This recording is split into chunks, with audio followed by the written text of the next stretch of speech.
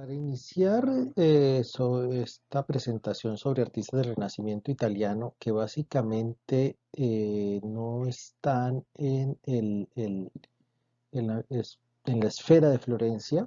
Sí, Florencia pues es una república que podemos encontrar en el mapa, que ya hemos visto, sí, como uno de los sitios importantes. Sí, pero hay otros estados importantísimos también que desarrollan unas escuelas de arte, llamémoslo así, unos estilos artísticos relacionados con Renacimiento que vale la pena mencionar, especialmente Venecia, la República de Venecia hacia el norte de Italia, fueron los sitios importantes. Venecia pues como una ciudad marcada por el comercio especialmente y que pues va a generar un tipo de arte también particular. También valga la pena destacar el Ducado de Milán, el Ducado de Saboya, que les voy a mencionar juntos como dos de los ducados especiales también donde hay un desarrollo artístico importante. Obviamente los estados pontificios, cuya capital va a ser Roma. El reino de Nápoles también va a ser un enclave importante y de pronto con menor importancia política y cultural, pero también con importancia artística, el reinado de Sicilia, el reino de Sicilia, que pues plantea también por lo menos un sitio donde va a haber un desarrollo importante de algunas producciones artísticas.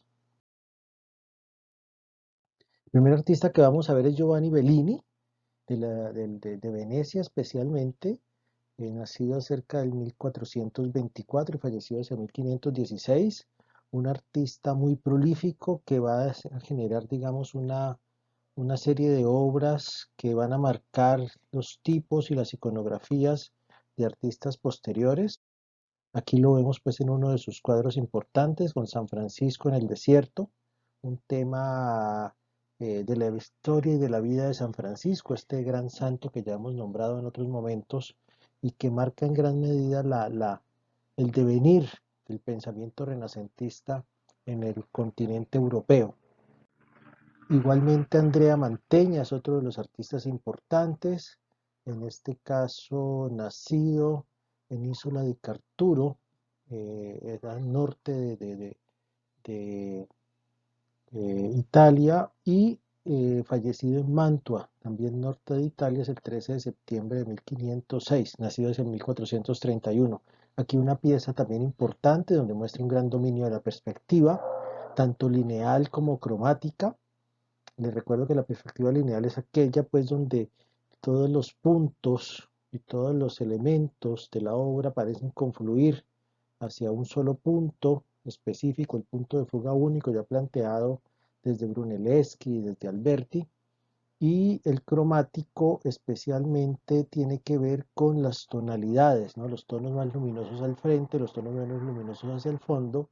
Aquí destacaría los grandes contrastes entre complementarios, los verdes y los rojos, especialmente como elementos fundamentales en la composición, por lo menos en los trajes de la Virgen, o de los personajes, perdón, que acompañan a la Virgen, y también, digamos, de naranjas, amarillos, con azules, ¿no? Son, digamos, como juegos que se mantienen en la pintura y que pues muestran, digamos, el dominio del color.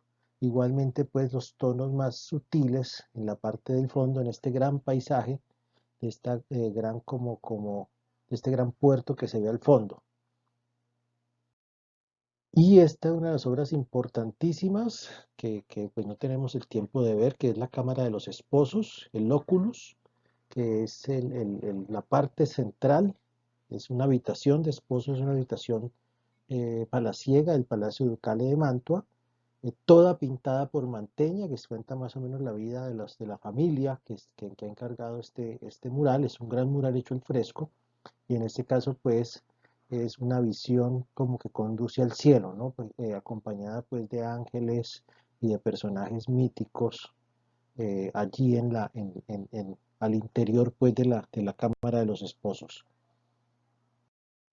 De Manteño también vale la pena destacar este San Sebastián de la colección del Museo del Louvre, un cuadro de grandísimas proporciones, 2,55 de alto por 1,40 de ancho. Al lado izquierdo podemos ver el cuadro completo, este San Sebastián en contraposto, ¿sí? Ya flechado, manteniendo la compostura, algo que es un rasgo característico de lo clásico. O sea, en lo clásico no hay grandes gestos, no hay grandes gritos. Entonces pues no imagino una persona de carne y hueso con todas estas flechas enterradas en el cuerpo y sin ningún gesto importante de dolor.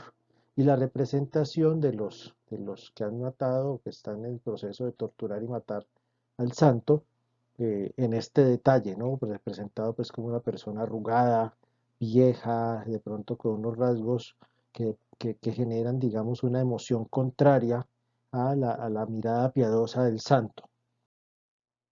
Otra de las piezas importantes de Mantegna es esta Lamentación de Cristo muerto, que según la ficha de la imagen está en la Pinacoteca de Brera, pero debo decir que personalmente la vi en el Louvre en París, y esto lo quiero anotar no por decir solamente que estuve viendo la obra ya, sino porque aparentemente, y si fue que de verdad que la vi, porque puede ser que me lo haya imaginado o soñado, no la haya visto realmente, muchos de las obras vamos a ver que las van a repetir los artistas o los talleres de los artistas. Un artista por lo general se generaba un tipo de representación, un diseño que su taller o él mismo podía reproducir muchas veces. Entonces no es extraño encontrarse la misma obra en diferentes lugares, en diferentes momentos, en diferentes museos. Ya en este caso, pues esta Lamentación del Cristo, destacar que es un escorzo, ¿sí? O sea, esta presentación como en profundidad, de una perspectiva que coloca el cuerpo con los pies hacia el frente, un escorzo bien realizado, pero que podríamos decir que ha forzado la perspectiva, porque los pies deberían ser un poco más grandes que la cabeza, y en este caso la cabeza es bastante prominente. Y bueno, son juegos que también hacen los artistas, pues para mantener ese decoro, esa proporción armónica, un poco alterando ciertos elementos de la imagen muy sutilmente para que no genere, digamos, una distorsión incómoda a los ojos del espectador. Il Giorgioni, llamado Giorgio Barbarelli da Castelfranco, es otro de los artistas importantes de este periodo y de estas regiones también del norte, nacido en Castelfranco Veneto, la provincia de Venecia, más o menos hacia 1477 y 1478, y fallecido hacia 1510. Otro de los que marca también tipos importantes, como esta Venus dormida, hacia 1510, así de sus últimos cuadros, de los múltiples desnudos que se van a pintar en el Renacimiento, con un manejo de la técnica bastante importante, el juego de contrastes de complementarios, nuevamente los rojos y los verdes, los azules y los naranjas hacia el fondo, como las montañas, digamos, se contornan hacia el azul o hacia tonos más apastelados, menos luminosos, y las del frente, pues obviamente mucho más luminosas, que es lo que genera la profundidad o la perspectiva cromática. Y bueno, también manejando muy bien los elementos de la figura humana en ese tipo de representaciones. Cristoforo, perdón, Pietro di Cristoforo Vanucci, más conocido como el Perugino, también es otro de los importantes artistas no florentinos. Nacido en Città della Pieve hacia 1448, fallecido en Fontignano en febrero o marzo de 1523. Es un artista pues que aplica las leyes de la perspectiva muy bien, ¿sí? Trabajando, como ven, este punto de fuga único central. Aquí valga la pena aclarar que es una de las características fundamentales del Renacimiento, es mantener esa centralidad, esa frontalidad de la obra en términos del punto de fuga, con estas representaciones pues de figuras humanas, y en este caso me atrevería a señalar aquí a la figura femenina principal en esta visión de San Bernardo que pinta hacia 1489-1494 como una de las modelos importantes, la modelo importante del Renacimiento, que fue Simonetta Vespucci, que ya seguramente hemos comentado sobre ella. Este es un temple sobre madera. Mantener también un poco esa idea de la relación con el paisaje, que es fundamental, ese paisaje de fondo, de las montañas, de la campiña, del cielo, como un elemento importante en la representación, esa presencia de la naturaleza que podemos asociar también simbólicamente a las ideas de San Francisco de Asís, pero que por otro lado también nos habla de la experimentación, ¿no? De la representación de algo que está ahí y que se ve y que puede ser importante anotar como sistema de pensamiento, o sea, de tener la percepción directa de las cosas y poderla capturar en estas imágenes paisajísticas. Importante de Perugino, también estas escenas, en este caso la entrega de las llaves a San Pedro, por parte de Jesús, en estas escenas de estas plazas de renacimiento, posiblemente algún baptisterio de forma octogonal, unos arcos como del triunfo, también como un elemento simbólico de celebración, arcos del triunfo romanos, muy utilizados en la época imperial romana especialmente. Los árboles también tienen significados importantes, ¿no? El árbol de la vida, haría como referencia de pronto el que encontramos al lado izquierdo del edificio central, que podría ser como una especie de basílica o baptisterio renacentista, como ya les anotaba.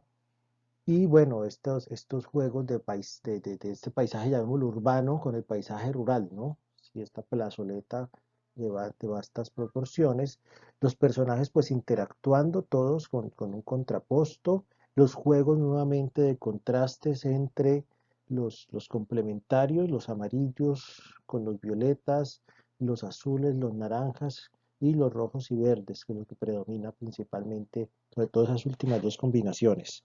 Y bueno, este es un tipo también de representación que podemos asociar a otro pintor, que es el Rafael, que fue además seguidor, ayudante y muy cercano al Perugino.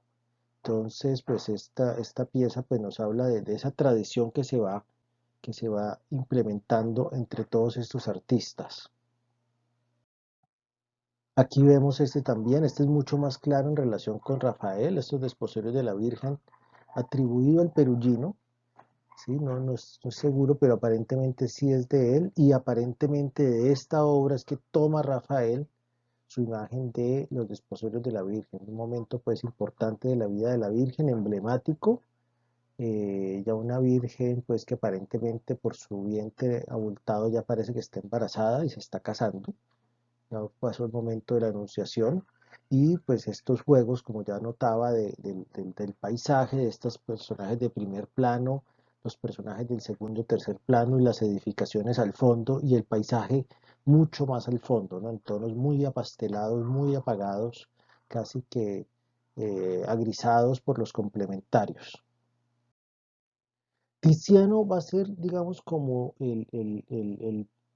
para mí es el padre de la pintura, realmente, o sea, es un pintor veneciano, hay que decirlo, eh, que casi que se inventa el lenguaje pictórico en sí, o sea, el hecho de jugar con la mancha, con el trazo pictórico, prescindiendo casi por completo del dibujo, y este es un autorretrato ya pues muy entrado en años, un autorretrato que está en el Museo del Louvre, representado él como un gran burgués, y esto también es importante aclararlo, los artistas no eran gente pobre, por lo general los artistas eran personas muy acaudaladas que recibían unos grandes contratos, por lo menos estos pues, recibían unos grandes contratos de reyes, de la iglesia y demás, o de nobles o de burgueses incluso también, a veces contratos permanentes o de tiempo indefinido, ¿sí? Entonces, aparentemente Tiziano ya era un personaje que gozaba de mucha fama, de muchísima reputación y podía tener pues toda un caudal de dinero bastante importante. Y bueno, por eso se representa también pues con toda la parafernalia de un gran burgués, ¿no? De un señor muy adinerado, que seguramente lo fue. Y pues con un pincel en la mano, lo que denota su profesión de pintor. También vemos que es un tipo de retrato que ya empieza a ser atípico para la imagen renacentista. Se ve mucho más algo que vamos a notar en artistas seguidores muy importantes de Tiziano, como Velázquez, por ejemplo, que va a adquirir muchos de los Tizianos para el Museo del Prado, o mejor dicho, para las colecciones reales y hoy en el Museo del Prado. Y es lo que vamos a llamar la perspectiva atmosférica. Es como esa sensación del aire, del aire que en cierta medida vela o transforma las imágenes. Y el trazo libre de Tiziano es muy importante. El juego, la construcción a partir de planos de color, prescindiendo del dibujo. Ya lo vamos a ver un poco más detenidamente. Aquí vemos una obra bien interesante de Tiziano, que es Amor Sagrado y Amor Profano, la mujer vestida y la mujer desnuda, ya en términos o en tono o en torno más bien a la idea del amor, que es una idea fundamental en la filosofía, que arrancaría incluso como con el amor al conocimiento, ¿sí? Y que se extendería pues obviamente al amor pasional, al amor carnal, al amor de madre e hijo, ¿sí? A todos estos diferentes variaciones de lo que podríamos llamar la palabra amor. Otra de las piezas importantes de Tiziano es esta, No me tangere, no me toques, una parte de la vida y muerte de Jesús, más bien, porque creo que este es un momento de una aparición de Jesús, donde creo que hace un milagro con esta mujer y pues la cuestión es que no se ha tocado él, que no es necesario que lo toquen para que el milagro suceda. Si no me toques, más que un acto de repulsión, es decir, solamente con la fe me salvas, punto, o te salvas, perdón, más bien. Entonces es una otra versión, el árbol de la vida nuevamente presente, señalando incluso a la mujer, si ven es una diagonal que marca perfectamente el Tiziano aquí en esta pintura, y bueno, estas escenas de paisaje que ya hemos comentado, con esos juegos cromáticos de luminosidades y de opacidades que van generando esa sensación de espacio, ¿no? De espacio, de volumen y demás.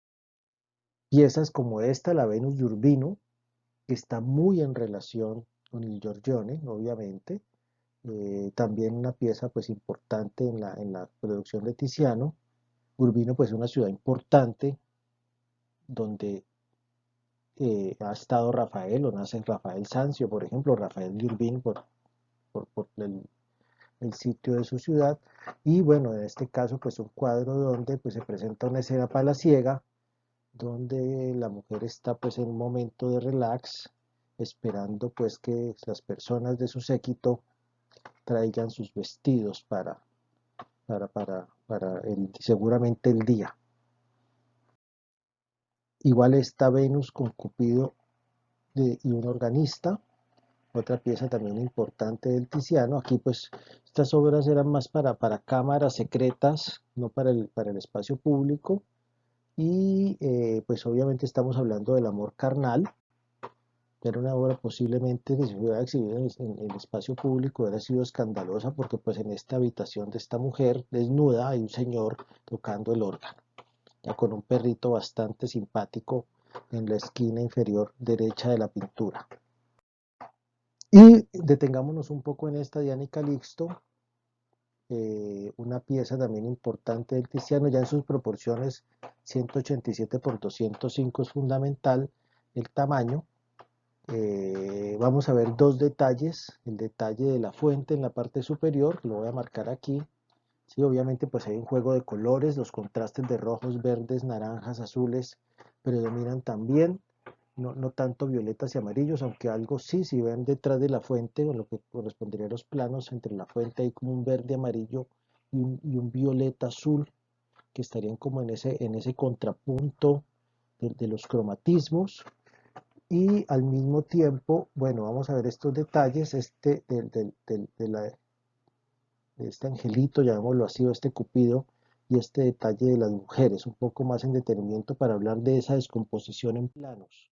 Aquí está, ya si ven, el Tiziano se distancia del dibujo y empieza a trabajar más bien a partir de manchas y de puntos y de líneas, no tanto definiendo un contorno, sino a partir del juego de planos es que se da la forma, una forma que como vimos en la diapositiva anterior, pues obviamente se compone muy bien desde lejos. Esta es como la base de lo pictórico en la pintura occidental en general, y a partir de esto, pues digamos muchos de los demás pintores europeos, desde Velázquez también, Rembrandt también, bueno, muchos van a tomar como aparentemente, ¿no? Como modelo este tipo de pintura para hablar de lo pictórico en sí mismo. Finalmente, Veronese, otro artista importante de este periodo, es el 528, su nacimiento en Verona, y que está muy cerca de Venecia, está creo que a 2 horas en carro o en tren hoy. Y Venecia, que es esa ciudad emblemática de la que estamos hablando hoy, hacia 1588 fallece, ya muy entrado el siglo XVI, XVII, perdón. Y con obras como esta, ¿no? Esta es la obra más grande del Museo del Louvre, es la obra en su tamaño, 669 por 990 centímetros, una obra pintada hacia 1562-1563, las bodas de Canaán, y de la cual vamos a ver algunos detalles también, con ese juego de lo pictórico, aunque acá más todavía centrado en el dibujo. De todos modos, interesante el juego de miradas, la interacción de los personajes, la presencia de una persona afro, por ejemplo, en esta obra aquí como parte de los sirvientes, esta idea de lo cosmopolita que aparece ya en las obras de estos artistas del 17 y que pues magníficamente representa el Veronese en esta pieza. Anotar pues como anécdota que es la pieza más grande del Louvre y que está frente a una de las más, digamos, pequeñas en tamaño, ¿sí? Que es la Mona Lisa. Sí, está en la sala de la Mona Lisa, justo al frente de la Mona Lisa, pero nadie ve, o muy poca gente se voltea a ver la de bodas de Canaán del Veronese, sino que todo el mundo va a ver la Mona Lisa.